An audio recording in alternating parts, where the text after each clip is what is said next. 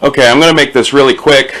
I'm in the middle of watching one of Robert Meyer Burnett's live streams, but this subject came up in a letter he was reading, and I've also heard a lot of other channels on YouTube make a point of mentioning that something's odd about this, but none of them have figured it out except me. Da, da, da, da, da, da, da, da, da, da, da, da. Dun, dun, dun, dun, dun, dun, dun, dun, dun, dun, dun.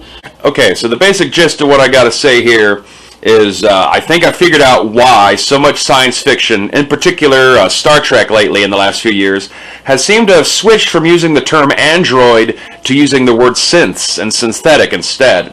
And it's pretty simple, and it boils down to the core bases for which a lot of social justice reasoning is sprung from, and relating to the use of language and what words actually mean. This is an important thing to that mindset. So, what's wrong with the word andro?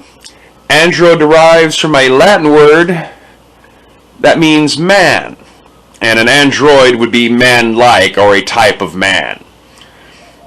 Like we use the word humanoid or hominoid.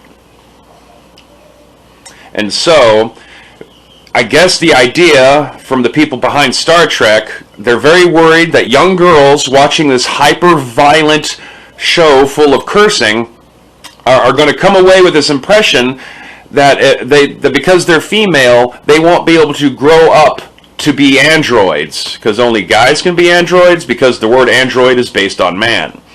There's a similar reasoning to why you see the term robot being used a little bit less than you used to, because robot derives from a Polish word named slave. Polish word for slave. So, synthetic, synths, that's, I guess, okay in their books, and that explains why we have the subtle shift. And I don't think anyone else has seemed to have picked up on this yet except me, so I guess, yay, I finally found something to contribute to the YouTube conversation that hasn't already been said ad infinitum by everyone else, because that's the unfortunate thing about this YouTube box. So anyway, I'm going to go back to watching what I'm watching. You hit like and subscribe, and just keep that in mind anytime you see anything from the last few years that seems to dodge around using the term android. It's entirely because the word that android comes from means man, and that's sexist apparently. You can't have a female android. I wonder if you can have a transsexual android. I wonder if Pornhub has anything about that.